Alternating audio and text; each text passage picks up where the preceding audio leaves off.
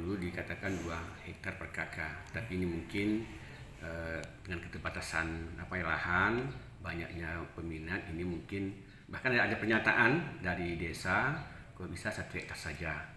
Nah, ini. Jadi ini istilahnya ini pecahan kakak. Tidak kita hitung lagi 2 kakak satu kakak 2 hektar. Ini pecahan kakak saja. Jadi alhamdulillah ini memang program Bapak Bupati, janji politik mungkin ya, suatu kampanye. Jadi ini setelah 2 tahun belum berjalan, ini insya Allah dengan ya bersatunya kita, dinas maupun instansi terkait dan desa, ini alhamdulillah tahun ini udah kita mulai. Jadi pertama sekali kita mengidentifikasi lahan.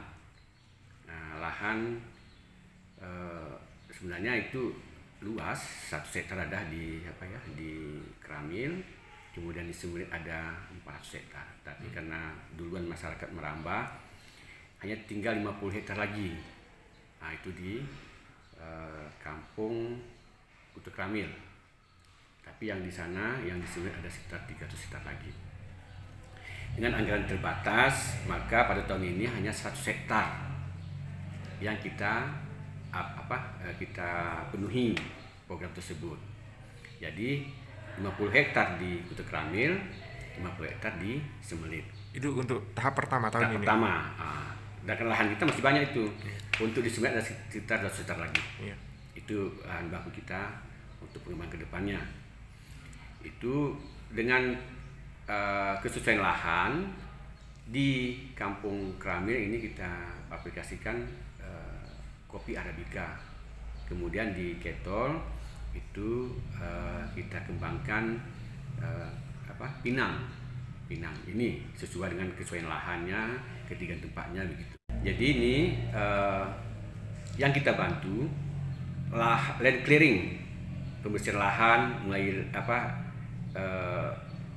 menebang yang semaknya atau kayu yang kecil, kemudian penebangan, kemudian kita membuat ajir, jarak tanam, lubang tanam dan menanamnya.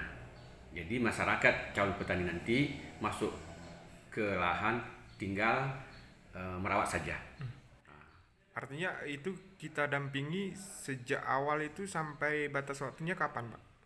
Ini dalam bentuk kelompok tani nanti nih. Kawasan dalam kelompok tani, ini kita awasi terus kita bina terus. Jadi tidak hanya segi komoditi kopinya, sebelum mereka berhasil memetik kopinya, ini kita support dengan tanaman muda atau tanaman seperti tembakau ataupun hortikultura, sayur-sayuran. Ini. Kemudian petani ini mungkin berkolaborasi dengan keluarga mungkin. Karena di situ jaduk tidak kita kasih dan rumah tidak kita kasih.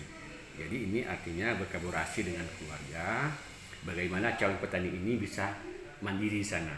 Jadi pemerintah menyiapkan lahan sudah siap pakai, siap diolah, siap dirawat. Kemudian nanti tahun kedepannya kita bantu lagi benih-benih tanaman. Jadi ini kita harapkan dari keluarga membantu anak-anak kita ini untuk bisa memanfaatkan lahan untuk mandiri ke depannya.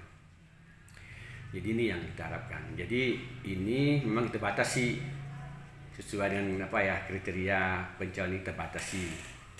Jadi kalau kita batasi, ini pun posisinya meledak ini.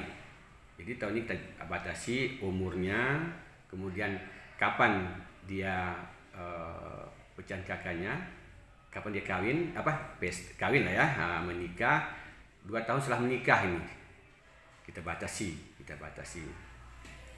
Posisi ini pun sekarang ini sudah mencapai sekitar 500 orang peserta yang mendaftar, Pak. Yang mendaftar. Itu sudah diverifikasi atau masih pendaftar? Belum. Masih mendaftar aja. Jadi saking banyaknya ini kita ketat ini. Jadi kita upayakan jangan dari KKN-nya. Jadi kalau ada banyak KKN nanti bahaya. Jadi kita upayakan. Kemudian ini kita kerjasama dengan desa. Jadi kita upayakan dengan desa, memang dominannya di desa itu yang pesertanya ini. Memang itu kesepakatan dengan desa, kalau enggak lahannya ini kan susah kita dapatkan. Ini kesepakatan desa, mungkin setengah dari mereka, ini pun sesuai dengan kriterianya. Jadi kriteria yang enggak pasti kita abaikan gitu. Jadi target kita untuk tahun depan ada persiapan berapa hektar lahan, Pak? Kalau lahan masih tersedia itu sekitar 200 hektar. Ini insya Allah kalau ada anggarannya nanti ini kita upayakan.